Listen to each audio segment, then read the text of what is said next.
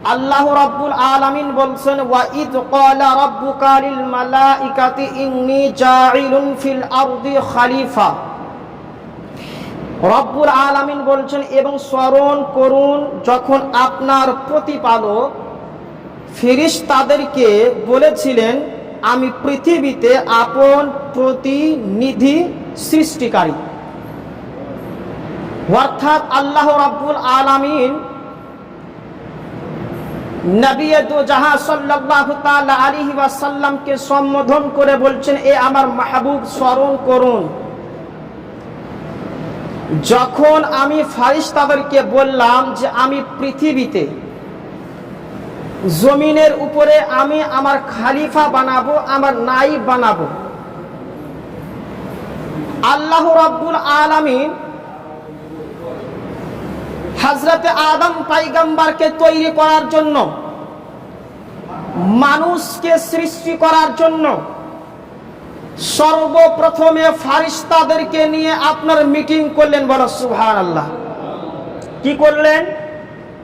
Meeting করলেন। আল্লাহ রাব্বুল আলামিনের কাউরির সঙ্গে মিটিং করার প্রয়োজন নাই, কারণ আল্লাহর ফাসলা কোনোদিন ভুল হয় না। আল্লাহ যাহা কিছু করেন সঠিক করেন, এতে কোনো সন্দেহের অবকাশ নাই। কিন্তু রব্বুল আলামিন আহকামুল হাকিমিন হয়ে, সমস্ত সৃষ্টির স্রষ্টা হয়ে ফেরেশতাদেরকে নিয়ে আপনার একটা মিটিং করলেন, আলাপ আলোচনা করলেন। এ আমার ফেরেশতারা, আমি পৃথিবীর বুকে আমি আমার নায়েব তৈরি করতে চাই, আমি মানব জাতিকে তৈরি করতে চাই, যাতে করে মানুষ হওয়ার সিলসিলাটা কিয়ামত পর্যন্ত থাকে, এবং তারা যেন দুনিয়ার বুকে গিয়ে আমার স্মরণার্থে আমাকে স্মরণ করে তারা যেন জীবনযাপন অতিবাহিত করে। তো তখন ফেরেশতা গুণেরা বলছেন, ইয়া রাব্বে কায়নাত, আপনি মানবকে তৈরি করবেন, আপনি মানুষকে তৈরি করবেন। আপনি যখন মানুষকে তৈরি করবেন, তো মানুষকে তৈরি করার জন্য আপনি চারটা জিনিস দিয়ে তৈরি করবেন। কি কি? আগুন দিয়ে, হাওয়া দিয়ে, পানি দিয়ে। আগুন দিয়ে, হাওয়া দিয়ে, পানি দিয়ে এবং আপনার মাটি দিয়ে, মুহতারাম, পানি দিয়ে। এই চারটা জিনিস দিয়ে আপনার কি বলে মানবকে তৈরি করবে। ইয়া রাব্বে কায়নাত, আপনার দুয়া শক্তিতে আমরা জানতে পেরেছি, আপনি যদি মানবকে তৈরি করেন, আপনি খলিফাকে তৈরি করবেন, তিনার থেকে ইনসানের নসল তৈরি হবে। তারা দুনিয়াতে যাবার পরে বিবাদ সৃষ্টি করবে, দুনিয়াতে যাবার পরে রক্তপাত ঘটাবে। আর আপনার ইবাদত, তাসবিহ, তাহলিল যত করার আছে, আল্লাহ রাব্বুল আলামিনকে বলছেন, আপনার তাসবিহ, তাহলিল, জিকির ও আজকার, ইবাদত করা, যত রকমের ইবাদত আছে আমরা ফেরেশতারা করে নিব। আমার আল্লাহ রাব্বুল আলামিন বলেন, ইন্নী আ'লামু মা লা তা'লামুন, আমি জানি যেটা তোমরা জানো না। বলো সুবহানাল্লাহ। এই আমার ফেরেশতারা, আমি আল্লাহ হয়ে, আহকামুল হাকিমিন হয়ে, তোমাদের সৃষ্টিকর্তা হয়ে আমি যেটা জানি, এ ফেরেশতারা সেটা তোমরা জানো না। অতএব আমি তোমাদেরকে যেটা হুকুম করছি, তোমাদেরকে যেটা আদেশ করছি, তোমরা আমার আদেশটাকে পালন করো, আদেশটাকে পালন করো। আল্লাহ রাব্বুল আলামিন ফেরেশতাদেরকে নিয়ে এই যে মানব তৈরি করার জন্য যে মিটিংটা করলেন, আল্লাহ রাব্বুল আলামিনের মিটিং করার প্রয়োজন নাই, কিন্তু মিটিংটা এই জন্য করলেন যে মানুষের মার্তাবা কত, মানুষের গুরুত্ব কত, এই গুরুত্বটাকে বুঝাবার জন্য রব্বুল আলামিন ফেরেশতাদেরকে নিয়ে মিটিং করলেন। কি করলেন? মিটিং করলেন। আল্লাহ যখন কোনো জিনিসকে তৈরি করার ইচ্ছা করতেন, আল্লাহ বলতেন কুন ফায়াকুন, সঙ্গে সঙ্গে হয়ে যেত। কিন্তু রব্বুল আলামিন মানুষকে তৈরি করার সময় প্রথমে মিটিং করলেন, তারপরে আপনার মানবের গুরুত্বটা বুঝালেন। তখন আল্লাহ রাব্বুল আলামিন হযরতে আদম পয়গম্বরকে তৈরি করার জন্য আল্লাহ বলছেন, জিবরিল লাব্বাইক ইয়া রাব্বাল আলামিন, বলছে পৃথিবীর বুকে যাও। কোথায় যাও? পৃথিবীর বুকে যাও। পৃথিবীর বুকে যে এক মুঠ এক মুষ্টি মাটি নিয়ে আসো, বড় সুবহানাল্লাহ। এক মুষ্টি মাটি নিয়ে আসো।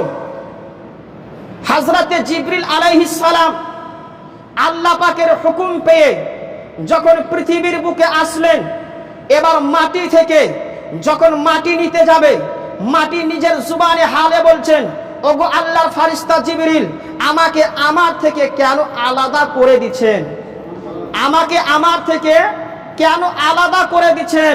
ফারিস্তা জিবরিল বলছেন, এ মাটি, আল্লাহ পাকের হুকুমে আমি তোমার কাছ থেকে মাটি নিয়ে যাচ্ছি। এই মাটি থেকে রব্বুল আলামিন আদম সন্তানকে তৈরি করবে, মানবকে তৈরি করবে। তারা দুনিয়ার বুকে আসবে, আসার পরে মানুষের সিলসিলা তৈরি হবে। তারা যদি নেক কাম করে জান্নাতে প্রবেশ করবে, আর যদি গুনাহ করে, গুনাহ করার ফলে জাহান্নামে যাবে। কোথায় যাবে? জাহান্নামে যাবে। মাটি তখন আপনার কান্না করতে আরম্ভ করলো, করজোরে বলতে আরম্ভ করলো, এ হযরতে জিবরাইল আলাইহিস সালাম, আমি আল্লাহ পাকের পানাহ চাইছি। আল্লাহ পাকের কি বলছে কাহার থেকে? তুমি কি চাও যে আমি জাহান্নামে জ্বলি? তুমি কি চাও আমি জাহান্নামে জ্বলি? আল্লাহ পাকের ওয়াস্তা লাগে, আল্লাহ পাকের দোহাই লাগে, তুমি আমাকে নিয়ে যেও না। মাটির কান্না দেখে হযরতে জিবরিল আলাইহিস সালামের মায়া চলে আসলো, দয়া চলে আসলো। মাটি নিতে আর পারলেন না, খালি হাতে ফিরে গেলেন। আল্লাহ রাব্বুল আলামিন বলছেন, এ হযরতে জিবরিল, মাটি কোথায়? বলছে, ইয়া রাব্বে কায়নাত, মাটি নিতে যাচ্ছিলাম, ওই মাটি আপনার দোহাই দিয়ে বলছে আমাকে নিয়ে যেও না। ইয়া রাব্বে কায়নাত, যে মাটি আপনার কসম দিচ্ছে, যে মাটি আপনার দোহাই দিচ্ছে, সে মাটিকে আমি কেমন করে নিয়ে আসি? আমাকে বড় মায়া লেগে গেল, এই জন্য মাটি আনতে পারলাম, মাটি আনতে পারলাম না। হযরতে ইসরাফিল আলাইহিস সালামকে পাঠালেন, উনিও ফিরে গেলেন। হযরতে মিকাইল আলাইহিস সালাম আসলেন, তিনিও ফিরে গেলেন। আল্লাহ রাব্বুল আলামিন সর্বশেষে হযরতে ইজরাইল আলাইহিস সালামকে বলছেন, ইজরাইল, পৃথিবীর বুকে যাও আর এক মুষ্টি মাটি নিয়ে আসো। আল্লাহ পাকের হুকুমে হযরতে ইজরাইল আলাইহিস সালাম পৃথিবীর বুকে আসলেন। আসার পরে যেমন মাটি নিতে যাবে, আবার মাটি ফরিয়াদ করতে আরম্ভ করলো, আমাকে নিয়ে যেও না, আমি আল্লাহর জাহান্নামে চলতে পারবো না। হযরতে ইসরাইল বলে, এ মাটি, তুমি আমাকে নিতে মানা করছো, ওইদিকে আল্লাহ রাব্বুল আলামিন আমাকে মাটি নিয়ে যেতে বলেছেন। এখন তোমার কান্না দেখবো না আমি আল্লাহর হুকুম পালন করব? মাটি শোনো, তোমার আমি কান্না সহ্য করতে পারবো, তোমার আমি কাকুতি মিনতি সহ্য করতে পারবো, কিন্তু আল্লাহ পাকের হুকুম পালন করব না। আল্লাহ পাকের হুকুম না পালন করে আমি নাফরমান হতে পারবো না। এই জন্য আমি আল্লাহ পাকের হুকুমটা কি পালন করব? এটা জোরে বলেন, আমি আল্লাহ পাকের হুকুমকে পালন করব। হযরতে ইসরাইল আলাইহিস সালাম এক মুষ্টি মাটি নিলেন, এক মুষ্টি, শুনেন কিছু অনেক কথা বুঝতে পারবেন। এক মুষ্টি মাটি যখন নিয়ে গেলেন আল্লাহ পাকের দরবারে, এই এক মুষ্টি মাটি যে নিয়ে গেলেন, এই এক মুষ্টি মাটির মধ্যে বিভিন্ন রকমের রং ছিল, বিভিন্ন রকমের রং ছিল, কালো, সাদা, লাল, হ্যাঁ, এই করে করে আপনার বিভিন্ন রকমের রং ছিল। এই জন্য পৃথিবীর বুকে প্রত্যেকটা মানুষের রং হচ্ছে বিভিন্ন রকমের। এই জন্য প্রত্যেকটা মানুষের রং বিভিন্ন রকমের, কেউ সাদা, কেউ কালো, আবার বিভিন্ন রকমের কাটিং করা হয়েছে। মুহতারাম সামাইনে কেরাম, আরব দেশে যান, আরব দেশের মানুষের কালার একরকম, ভারতের মানুষের কালার আর এক রকমের। আপনি কি বলেন নেপাল চলে যান, নেপালে মানুষের রং আর এক রকমের। ওই মাটির মধ্যে বিভিন্ন রকমের রং ছিল, তার জন্য পৃথিবীর বুকে মানুষের বিভিন্ন বিভিন্ন রকমের রং। বলে সুবহানাল্লাহ। এক মুষ্টি মাটি নিয়ে যাওয়া হলো। আল্লাহ বলছেন, ইসরাইল, তোমার আগে, তোমার পূর্বে যারা মাটি আনতে গিয়েছিল তারা খালি হাতে ফিরে এসছে। তুমি যখন মাটি নিতে যাচ্ছিলে ইসরাইল, মাটি কি আমার তোমাকে দোহাই দেয়নি? আমার কি কসম দেয়নি? বলছি, ইয়া রাব্বে কায়নাত, মাটি তো আপনার দোহাই দিয়েছিল, মাটি তো আপনার কসম দিয়েছিল। তা আল্লাহ বলছেন, তারপরেও তুমি মাটি কেন নিয়ে আসলে? বলছি, ইয়া রাব্বে কায়নাত, আমি তো মাটির কান্না সহ্য করতে পারবো, কিন্তু আমার দ্বারাতে আল্লাহর হুকুম পালন হবে না, আমি এটা করতে পারবো না। এই জন্য আমি মাটি নিয়ে এসেছি যে তার কাকুত মিনতি চাইতে আপনার হুকুমটা পালন করা আমার কাছে বেশি জরুরি ছিল। আমার আল্লাহ বলছে, ইসরাইল, তোমার কাজে, তোমার আমলে আমি অনেক খুশি হয়েছি। জোরে বলে সুবহানাল্লাহ। অনেক খুশি হয়েছি। এ ইসরাইল, এই খুশি হওয়ার কারণে, আনন্দিত হওয়ার কারণে, তোমার প্রতি রাজি হওয়ার কারণে আমি আল্লাহ তোমাকে একটা গিফট দিতে চাই। তোমাকে আমি একটা ইনাম দিতে চাই, পুরস্কার দিতে চাই। আল্লাহ রাব্বুল আলামিন বলছে, ইসরাইল, আজকে থেকে নিয়ে তোমার একটা গিফট হলো, তোমার প্রতি একটা আমার উপহার হলো যে তুমি প্রত্যেকটা মানুষের রূহকে কবজ করবে। প্রত্যেকটা মানুষের রূহকে কবজ করবে। এই মাটি থেকে আমি আদম সন্তান তৈরি করব, তাদের মধ্যে রূহ দিব, জান দিব। যেমন তুমি মাটি থেকে মাটিকে আলাদা করেছো, প্রত্যেকটা মানুষের ভিতর থেকে আত্মাখানাকে কবজ করে আবার মাটির মানুষকে মাটিতে তুমি মিলিয়ে দিবে। আজ থেকে তোমার এটা হলো ডিউটি কিয়ামত পর্যন্ত। মুহতারাম সামাইনে কেরাম, আল্লাহর ফারিস্তারা বললে, আল্লাহ, মাটিখানা কোথায় রাখবো? মাটিখানা কোথায় রাখবো? আমার আল্লাহ বলছেন, মাটিখানা ওই জায়গাতে রাখো যেখানে আমার কাবা রয়েছে, যেখানে আমার কাবা রয়েছে। মাটিখানা রেখে দেওয়া হলো। আল্লাহ বলছেন, এ ফারিস্তারা, ওই মাটির উপরে 40 দিন পর্যন্ত পানি বর্ষণ করো। বলো সুবহানাল্লাহ। কয় দিন পর্যন্ত? একটু জোরে বলেন। 40 দিন পর্যন্ত, 39 দিন পর্যন্ত আপনার চিন্তার পানি, দুঃখের পানি, কষ্টের পানি প্রবাহিত করা হয়েছিল। একটা দিন মাত্র সুখের পানি, খুশির পানি প্রবাহিত করা হয়েছিল। এই জন্য মানুষের জীবনে কষ্ট দুঃখ বেশি, সুখ শান্তি কম। বুঝতে পারলেন? এই জন্য মানুষের জীবনে কষ্ট দুঃখ বেশি, আনন্দ খুশিটা হচ্ছে কম। 40 দিন পর্যন্ত যখন পানি প্রবাহিত করা হলো, মাটিখানাকে আবার জান্নাতে নিয়ে যাওয়া হলো। আল্লাহ রাব্বুল আলামিন ওই মাটি থেকে নিজের কুদরতি হাত দিয়ে মানুষের বডি বানালেন। হযরত আদম আলাইহিস সালামের পুতলা তৈরি করলেন। মানুষের পুতলা তৈরি করলেন। হযরত আদম আলাইহিস সালাম বড় সুন্দর দেখতে, অনেক সুন্দর করে আল্লাহ তিনাকে তৈরি করেছিলেন। মুহতারাম সামাইনে কেরাম, তিনি হচ্ছেন অনেক লম্বা, অনেক লম্বা, অনেকটা চওড়া ছিলেন। মুহতারাম সামাইনে কেরাম, হযরত আদম আলাইহিস সালামের পুতলা তৈরি হয়ে গেল। পুতলা যখন তৈরি হয়ে গেল, ওই পুতলার মধ্যে, ওই বডির মধ্যে আল্লাহ রাব্বুল আলামিন আপনার জান দিলেন। আল্লাহ রাব্বুল আলামিন তার ভিতরে রূহ দিলেন, তার ভিতরে আত্মা দিলেন। যখন আত্মা দিলেন, হযরত আদম আলাইহিস সালামের ভিতরে চলাচল করার শক্তি চলে আসলো, দেখার শক্তি চলে আসলো, বুঝার শক্তি চলে আসলো, নড়াচড়া করার শক্তি চলে আসলো। আমার আল্লাহ বলছেন, এ আদম, আমি তোমাকে আমার নাইব বানিয়েছি, তোমাকে আমার খলিফা বানিয়েছি।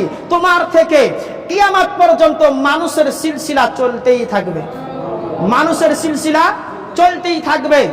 আর তোমার নাম রাখা হলো আদম আলাইহিস সালাম, এবং কুনিয়াত তোমার নাম রাখা হলো আবু মুহাম্মদ। আবু মুহাম্মদ। হযরত আদম আলাইহিস সালাম বলছেন, ইয়া রাব্বে কায়নাত, আমাকে আপনার খলিফা বানাচ্ছেন, আপনার নাইব বানিয়েছেন। আমার দ্বারা থেকে নিয়ে কিয়ামত পর্যন্ত মানুষের সিলসিলা চলতেই থাকবে, ঠিক, কিন্তু আমার নাম রাখলেন আদম আলাইহিস সালাম, তবুও ঠিক। কিন্তু ইয়া রাব্বে কায়নাত, আমার নাম আরেকটা রাখলেন আবু মুহাম্মদ। এই নামটা রাখার কারণটা কি? আমার আল্লাহ বলছেন, আদম, তুমি একটু উপর দিকে তাকিয়ে দেখো, উপর দিকে তাকিয়ে দেখো।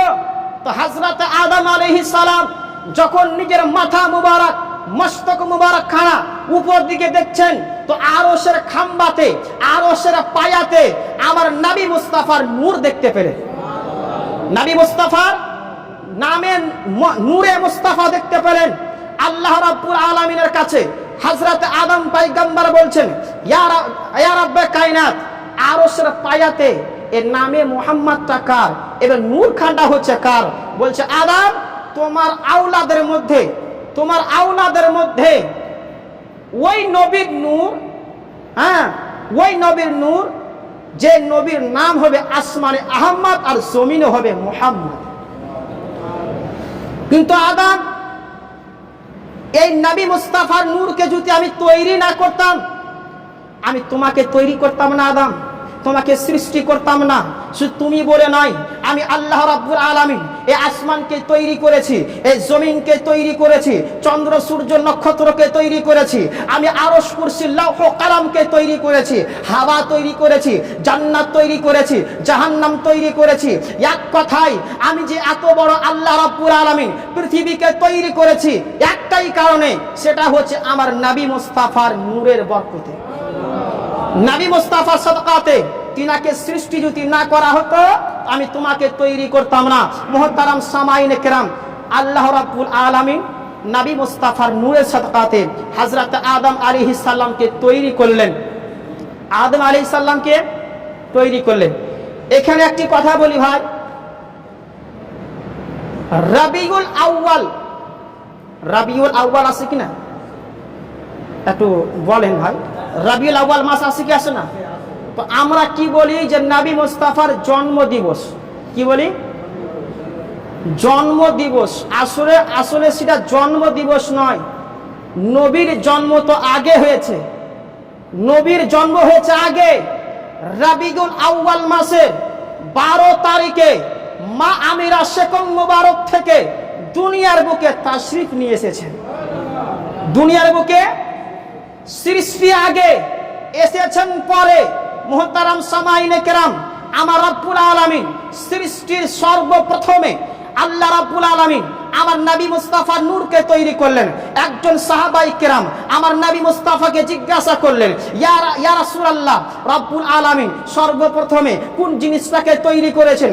আমার নবী মুস্তাফা বলেন, এ হযরতে জাবির, এ আমার সাহাবী, রাব্বুল আলামিন সর্বপ্রথমে তোমার নবী মুস্তাফার নূরকে তৈরি করেছেন, নবী মুস্তাফার নূরকে তৈরি করেছেন। তাহলে বুঝতে পারা গেল নবী মুস্তাফার জন্ম হচ্ছে আগে, আসমান তৈরি হচ্ছে পরে, নবী হচ্ছেন আগে, জমিন হচ্ছে পরে, নবী হচ্ছেন আগে, চন্দ্র সূর্য নক্ষত্র হচ্ছে পরে, নবী আমার আগে, জান্নাত হচ্ছে পরে, নবী আমার আগে, জাহান্নাম হচ্ছে পরে, নবী হচ্ছেন আগে, আরশ কুরসি লৌহ কলম হচ্ছে পরে, নবী আমার আগে, সমস্ত সৃষ্টি হচ্ছে পরে, সমস্ত সৃষ্টি হচ্ছে পরে, সৃষ্টি আগে আসলেন পরে। মুহতারাম সামাইনে কেরাম, হযরত আদম আলাইহিস সালামকে আরো বলেন, এই জায়গাতে আরো বলি শুনেন। অনেক মানুষ মনে করে আমাদের নবী মুস্তাফা 40 বছরে নবী হয়েছেন। কত বছরে? আরে জোরে বলেন।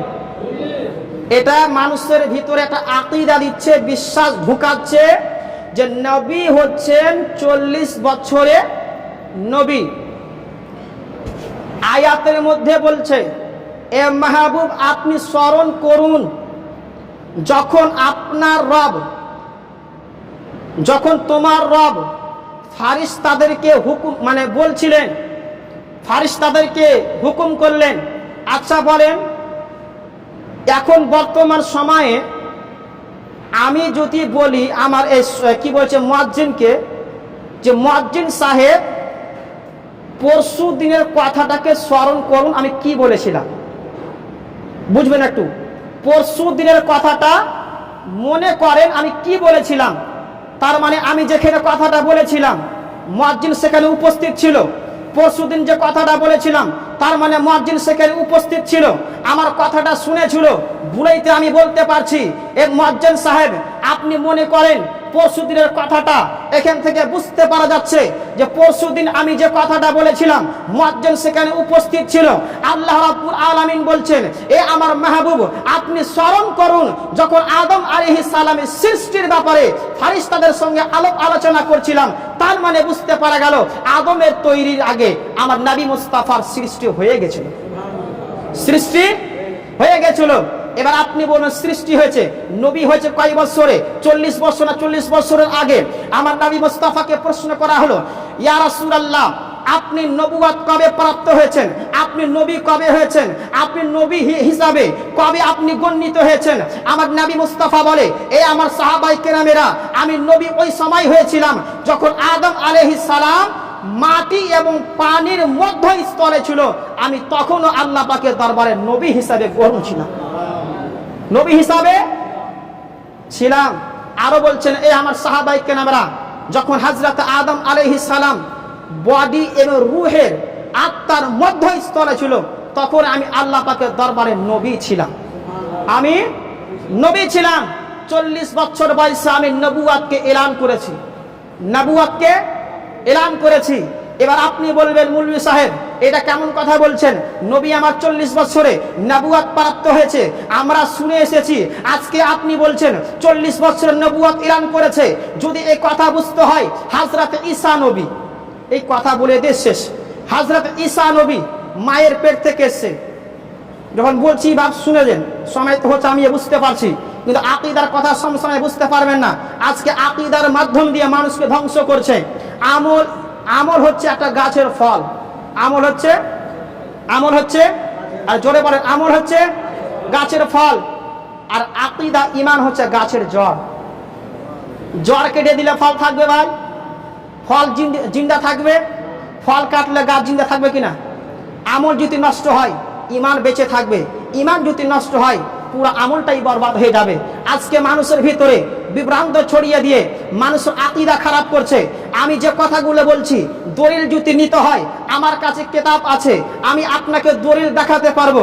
মাদ্রাসায় পড়াশোনা করেছি, দলিল দেখে কথা বলছি।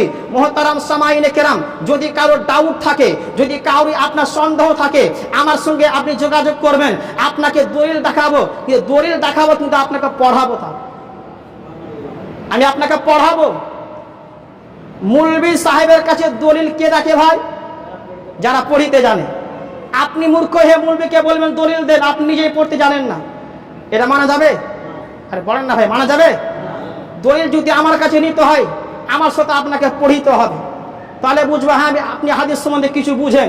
বাংলা বুখারী পড়ে, বাংলা কিতাব পড়ে আরবির অনুবাদ বোঝা যাবে না। আরবিকে বুঝতে হলে আপনার মাদ্রাসাটা থেকে পড়াশোনা করতে হবে, পড়াশোনা করতে হবে। হযরত ঈসা নবী মায়ের পেট থেকে যখন আসলেন, মায়ের পেট থেকে যখন দুনিয়াতে আসলেন, একটি সংক্ষিপ্ত আকারে বলছি, একটা মেয়ের যদি স্বামী না থাকে আর তার পেট থেকে যদি বাচ্চা হয়, সন্তান জন্মগ্রহণ করে, পাড়া পড়িশের লোকেরা তাকে ভালো বলবে না মন্দ বলবে ভাই? মন্দ বলবে না? সংক্ষিপ্ত আকারে বলছি, হযরত মা মারিয়াম আলাইহিস সালাম রাদিয়াল্লাহু তাআলা আনহুর শেকম মুবারক থেকে হযরত ঈসা নবীর জন্ম হলে দুনিয়ার বুকে আসলেন। গ্রামবাসীরা বলছে, মারিয়াম তোমার বাপ মা তো নেককার ছিল, তুমি এরকম বাদকার কি করে হয়ে গেলে? তোমার স্বামী নাই, তোমার পেট থেকে সন্তান চলে আসলো কি করে? হযরত মারিয়াম বলছে, আমাকে প্রশ্ন না করে আমার এই বাচ্চাকে জিজ্ঞাসা করো। গ্রামবাসীরা বলছে, এ মারিয়াম তুমি কেমন কথা বলছো? এ মারিয়াম তুমি কেমন কথা বলছো? এ কয়দিনকার বাচ্চা কথা বলতে পারবে? তখন হযরত ঈসা নবী শিশুকালে, ছোট্টকালে, বাল্য অবস্থায় গ্রামবাসীকে বলছে, এই গ্রামবাসী, আমার মাকে তোমরা বাদকার বলিও না, খারাপ মনে করিও না। মায়ের শেকম মুবারক থেকে আমি আল্লাহর তরফ থেকে নবী হয়ে তোমাদের কাছে এসেছি এবং আমার উপরে আমার আল্লাহ তাআলা কিতাব নাজিল করেছে। বলেছে কিতাব নাজিল করেছে, আমি নবী হয়ে এসেছি।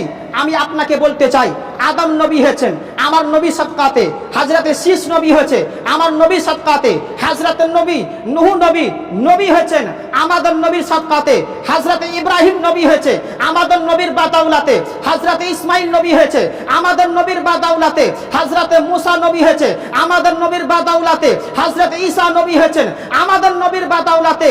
ইনারা নবী হয়ে আসছেন আর আমার নবীর সদকাতে ইনারা নবী হয়ে আসলেন। আর আমার নবী মুস্তাফা 40 বছরের নবী হয়েছে, ব্রেনটা ঢুকে কি করে? যে নবীর সাদকাতে যিনারা নবী হয়ে আসলেন আর আমাদের নবী 40 বছরের নবী হলেন, এটা কথাটা আপনার ব্রেনটা ঢুকছে কি করে? তো মুহতারাম সামাইনে কেরাম, আল্লাহ রাব্বুল আলামিন আমার নবী মুস্তাফাকে সৃষ্টির প্রথমে তৈরি করেছেন, পাঠালেন লাস্টের দিকে। নবী মুস্তাফা সমস্ত সৃষ্টির আগে আল্লাহ পাকের দরবারে নবী ছিলেন। 40 বছরের নবী নয়, 40 বছরের নবী আমার নবুয়াতকে প্রচার করেছেন, নবুয়াতকে প্রচার করেছেন। তো ঘটনা কোনখানে সাল্লাম ভাই, হযরতে আদম আলাইহিস সালাম আরশের পায়াতে দেখলেন নূরে মুহাম্মাদি, নূরে মুহাম্মাদি। ওই নূর খানাকে হযরতে আদম আলাইহিস সালামের পিঠ মোবারকে রাখলেন। আর পিঠ মোবারকে যখন রাখা হলো, সমস্ত ফারিস্তারা ওই পিঠের দিকে দেখে আল্লাহ পাকে তসবিহ জপতে লাগলো এবং জিয়ারত করতে লাগলো।